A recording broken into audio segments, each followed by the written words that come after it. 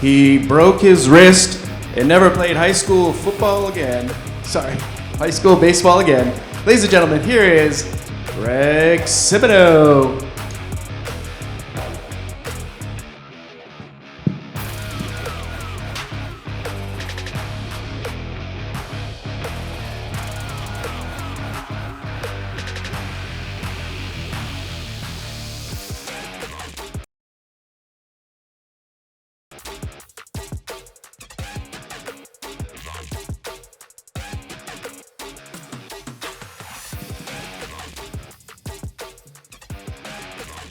Do you think Edgar Allan Poe ever ate candy corn?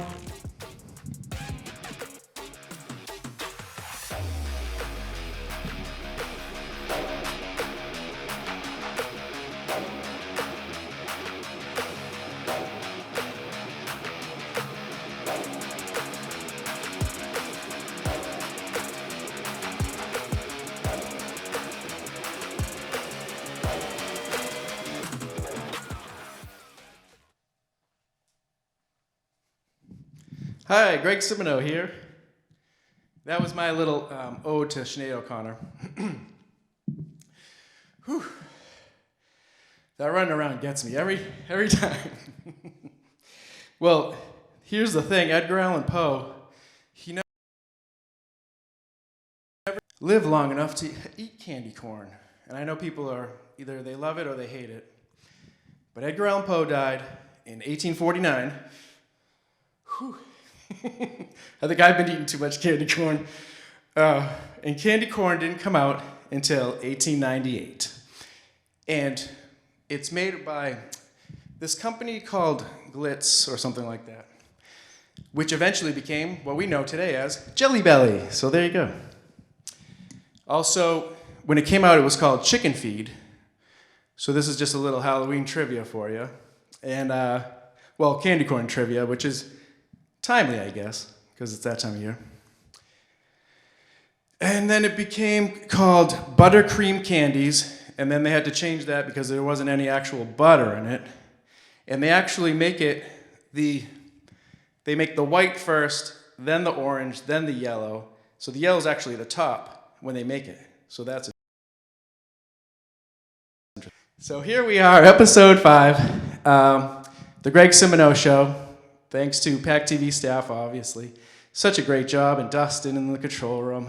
And Dustin, for episode 5, do I get like an exotic pet to go on the show? Do we ever find that out? No? Wait, maybe an exotic co-host? I mean, 5 episodes. Should get something, right? No? Dustin? I wrote a few jokes for tonight, like we always love to hear those, right? This one came to me a couple days ago.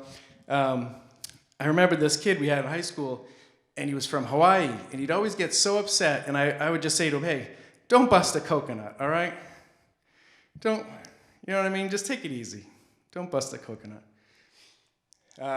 Another thing I do is when I'm around Plymouth, I wave to people. I'm just a nice guy, you know? And people are like, they kind of wave back. They're a little weirded out. And I would just like to say, I was actually waving to your dog, so don't worry about it. I'm actually like a big dog lover. I like to say hi to them once in a while. Here's something that came to me the other night.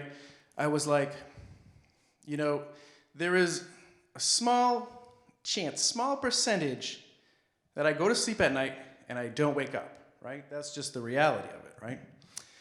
There's also a small, even tinier percentage that I wake up, I go to sleep at night, this could happen to any of us, and I wake up 5 centuries from now, okay? I could die during my sleep, they could freeze me, and then unfreeze me 5 centuries from now. You've all heard of this technology, obviously, right? It's very, very weird and very...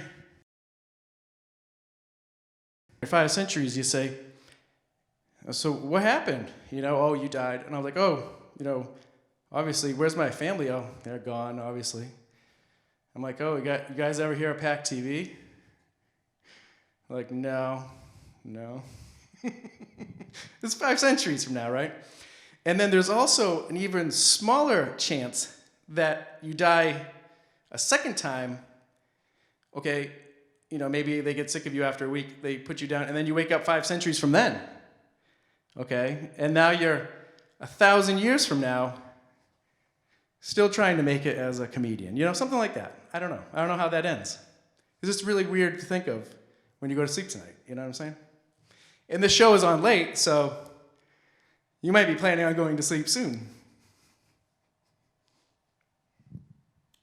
This little tidbit came to me the other day. I was in my neighborhood. I saw a lady, and she was pushing a carriage, with a baby in it. Go back 50 years, what does this look like? He was probably a lady pushing a carriage, but an older model, not as many safety features and whatnot. What if we go back 100 years? It's maybe a Victorian carriage she's pushing, right? What if we go back, 700 years? Maybe she's just carrying the baby, Maybe she walks around with it all day because they don't have any carriages. And what if we go back maybe, 10,000 years before that? That same lady, she may be like, hey, come on. They let the baby crawl everywhere. Because we're going back in time, there's less technology, right? And what if we go back maybe 10,000 or 1,000,000 years more than that? She probably has the baby on the ground, just like, keep going, keep going, keep going. Maybe something like that. We don't know. But it's fun to think about. And that's what I thought of the other day I saw a lady pushing a carriage. I like to go back in time sometimes, Quantum leap. This story just came to me the other day. I was out fishing, right? And me and my buddy were fishing on the dock, and he was down there. And I was like, I got to get some more bait, So I went over and I spilled the bait on his wallet. He just leaves his wallet anywhere, this guy. So I scoop it up, and I put it back in the jar, and I go and we're fishing, and we're done fishing. He picks up his wallet, what happened? It's a little dirty. Man, I don't know. So we go to the liquor store after fishing, right? He gets in front of me. He's looking at the scratch tickets or something. And the wallet's sticking out like this, right? And I'm behind him. And I'm gross, right? So I'm like, oh, that's nasty. So I'm trying to do one of these moves, kind of get over there and just nick that worm off there. You know what I mean? Without grabbing my friend, I'm just gonna. It's my fault. Just gonna get in there, get that worm. So after a couple tries, he keeps looking back, and he's almost catching me. So after a couple tries of this, I'm looking, and the worm is aroused. I think he thinks I'm doing some kind of striptease towards him. And I'm like, ooh, this is really getting weird. And so I look away, and I look back, and the worm's holding up $1 and shaking it like this at me. And I'm like, oh my God, this is too unbelievable. I just forget about it. Just leave the worm alone. He's a sick worm. I don't know. I thought that would have a better ending. I guess the worm saw me trying to do this. I don't know. I think this is the only thing I really wanted to do with that. But we're going to take a short break, and I'll see you in the coffee shop. Thanks. Oh, hi there. Welcome to the coffee shop, where we talk shop about writing comedy. And today's, I'd like to talk about, maybe submitting some work in different areas where you might not think of, brag. And I was watching the morning show on the cruise, and it's a lot like this show, and they said they were giving out some jokes, funny jokes, right? And they said, well, if you think you have a joke and you'd like to submit it to the morning show, just, go ahead and submit it. And, me, I came up with a joke at dinner the night before. I thought, oh, this might be pretty good. So I saw Jerry, the cruise director, at breakfast, and I was like, oh, here, Jerry, here's a joke, blah, blah, blah, And so they tape every night, and then it airs in the morning for the morning show. And I happen to have a little audio from that show. Let's give a listen here in the coffee shop. Here. Ooh, written shout out. Lister, it's a joke and then it's a shout out. So, big shout out to Greg and Jen celebrating their 13th anniversary. Oh, happy anniversary! I'm wearing glasses. Okay. You want me to read it? No, I think he's a doctor. Okay. I really can't understand. Greg came in 10th in Goofy Golf. Hey, congratulations. How many people do you think played Goofy Golf? Was it 10? Well, I didn't know, but they said that it was very popular when he played. There was a lot of Goofy Golf. It is goofy. It's very, very goofy. Very, very goofy. And he gave us a joke. Okay. Lester. Yes. How did the guests get into teppanyaki? How did the guests get into teppanyaki? How?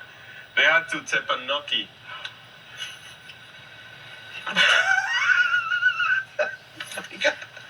That is Lester's real laugh. He finds it funny. Lester, do me a favor. Can you show our guest? He's got the best fake laugh.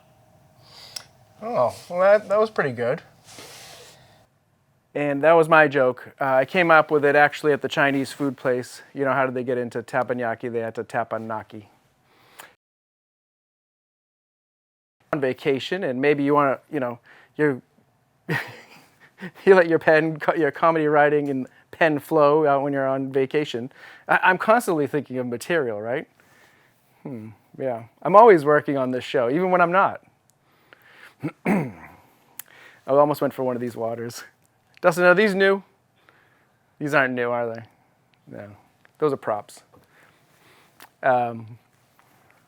So find different outlets for your comedy writing, and, maybe you'll get mentioned on a cruise ship morning show in Alaska. Brag. Maybe you will. And that's all I have today from the coffee shop. Thanks for stopping by.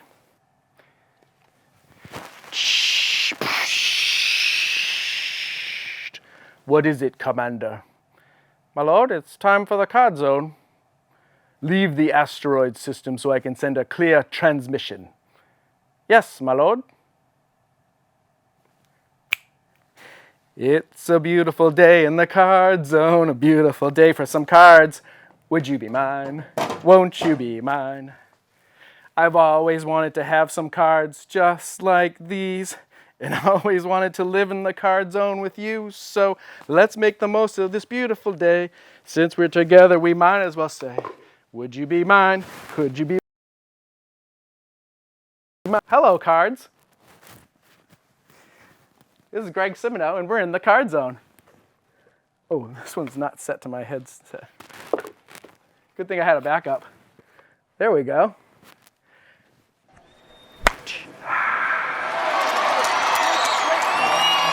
Today's card zone, I have, these are from my own helmet collection. We have the Baltimore Orioles. This is an older logo right there. I don't know, it's kind of shiny, can't really see it. Today's pack is from 2022. We got the Ohtani pack again. This is Series 1. I was at Target last night and I was like, you know what, I need some cards for tomorrow's card zone. And luckily, they still had a pack of this. Just my luck. All right.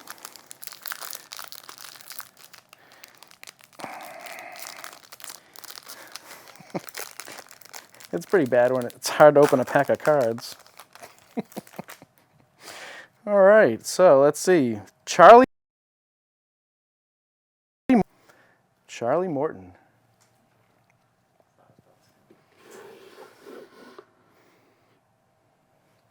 Charlie Morton, Atlanta Braves. Pitcher, I guess. That's in the retro jersey. Throwback hats. Very nice, very nice. This next one is Gio Urshela, New York Yankees. And he's some kind of infielder. Boop. Gio Urshela. Urshela? I don't know. Sometimes you get some weird cards in the packs. They do a lot of minor league, like rookies and stuff that you might not even see play on a normal day, or many games during the season. This next one is Stuart Fairchild. That's a good name. Shout out to Stuart McFadden. Also, shout out to Tyler Fairchild, Plymouth sports hero. Stuart Fairchild. Yeah. This next one is Eduardo Escobar. There he is. He's got the nice gut like I do, I think. Yep. The pinstripes are slimming. That's the way I should go. And he's got that little soul patch, too. I might go back to the soul patch. This was just for Alaska, you know. Oh, this next guy here is Kevin Pillar. Red Sox had him for half a season. He's like a Gold Glove outfielder. Very good with defense. This card he's on shows him on the Mets. I guess probably where we let him go to. Climbing the wall. Never got to do that since I broke my wrist in high school. Never played again. But you know, nowadays I probably couldn't scale that wall. I buy my tickets. All right. Oh, look at this one here. This one is a Toronto Blue Jays. It's got the team. It's got Bo Bichette, Trevor Simeon, and Vlad Guerrero Jr.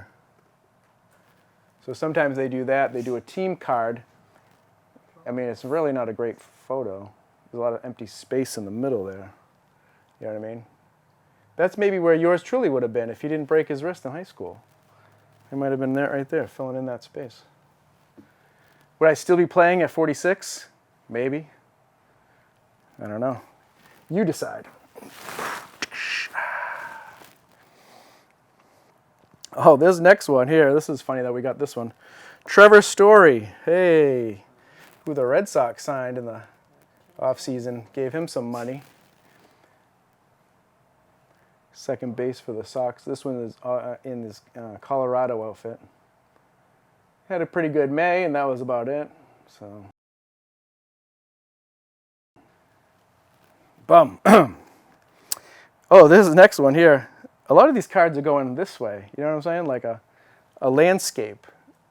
If you're into Microsoft Word or anything like that, or Paint, you'll know that this is the landscape, and this is like a portrait, right? This is also a Microsoft Word segment. You didn't know that, right? Probably not Word. Probably, well, it's probably like a printing option or more like Paint.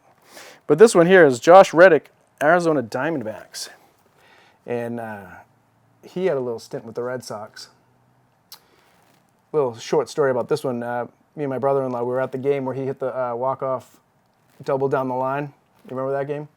We left when they stopped selling beer. We walked down to the street to the other bar, and we watched it on TV. That way we could still keep drinking. You know, because we had our, I mean, they stopped serving at the 7th inning. So, a little short. We hit the 99 just in time to get last call on wings on Boneless Buffalo. So we had a good night that night. Josh Reddick, forever in our hearts for that. And then this next one here is Brett Gardner.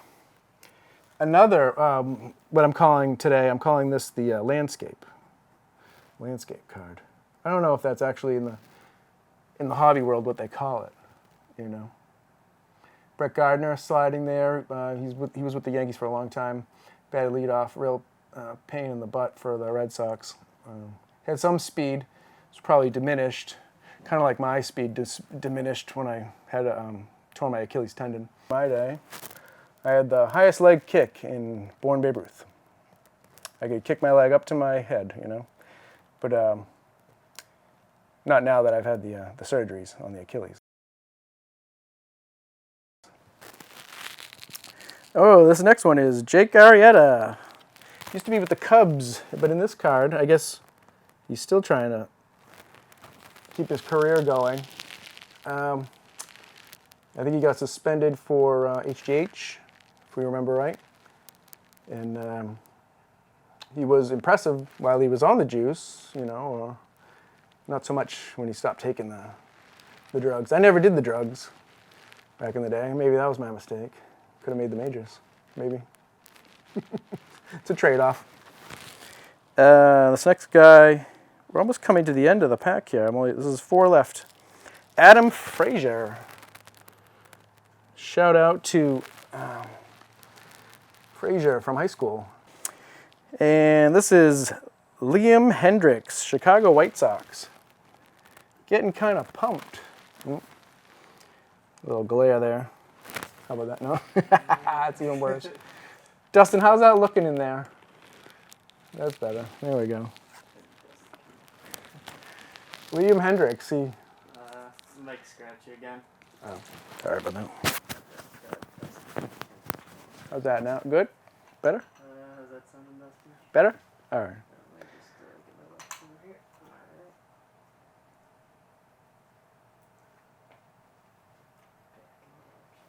All right.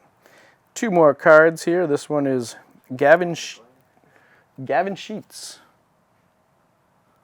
This is a, they're using the old border here from the 87 Tops, you might notice. Big year in the hobby for cards. And unlike the 87 Tops, they're going with a heavier stock. And you'll notice the back is a lighter, that's upside down, a lighter color. Beep. Gavin Sheets, first baseman, outfielder. That's what they let me play in softball, first base and outfield. I got one of the best scoops in the game. You know what I'm saying? I turn on assisted double plays, you know, before the pandemic, you know, before COVID, when I used to play. I wanted to just say about this guy. We might have lost him. That's bad. All right, well, this guy right here. I mean, that's how I celebrate right here. This is how I used to celebrate when I knew it was Chick-fil-A Day at high school, right there. And we're coming to the last card. Interesting enough, it's Stars of MLB Bo Bichette, who we mentioned earlier, was on that team card. Boink. It's kind of a weird little silver thing they're doing with it. See that? Yeah, the prismy thing. Yeah, pretty nice. Stars of MLB. If we go to the back of the package, I'll just take the glasses off for a second. So an autograph is 1 out of 60,602. Welcome to the show. Insert 1 out of 12. I mean, there's a million here. Well, you get the picture. To get a prismy card like that, it's basically 1 per pack. I don't know. Hey, hope you enjoyed it. We'll see you next time in the card zone. Go QB my card. You know, it's almost Halloween, and people have their decorations out and whatnot. And I saw this one house, and it had 5 witches in the front yard that they had made out of wood, some fabric, you know. And I was like, that's really weird. So they could choose any Halloween decorations. So I went up to the house, and I said, are you guys Wiccan? It's a little Sean Spencer reference there. Or, are you guys Wicca? You could have picked anything for the front yard. Today we're talking about when you need someone to do a job and you want to interview them. And we came up with this scale. How flaky are you? Okay? Are you a box of flakes flaky? Are you like a seasonal box of cereal with flakes, that kind of flaky? Or are you like Raisin Bran, you know? You have a little bit of flakiness mixed with 2 scoops of raisins. We don't know. But I think that should be in job interviews. I know I wouldn't get the job. This other little bit I'd like to do is based on an old friend. You wouldn't know him. Don't even try to figure out who it is. But it goes something like this. I wear this gray sweatshirt every day, and I try to tell other people it's a jacket. That's how I get out of wearing it every single day.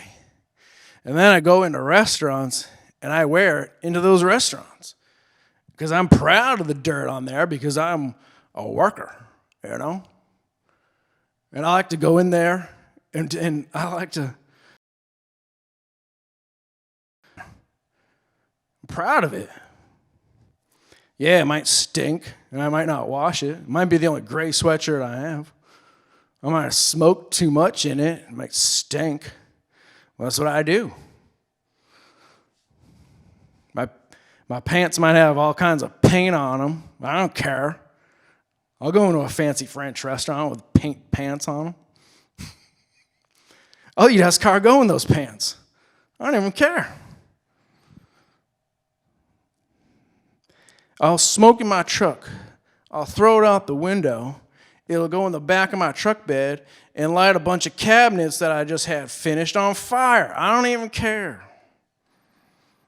Proud of my work ethic. That's what I do. Don't tell me what to do. I'll do the lady's shed down the street, and I'll shingle the hell out of that thing. And I'll line up the shingles in straight lines. And I know you're not supposed to do that,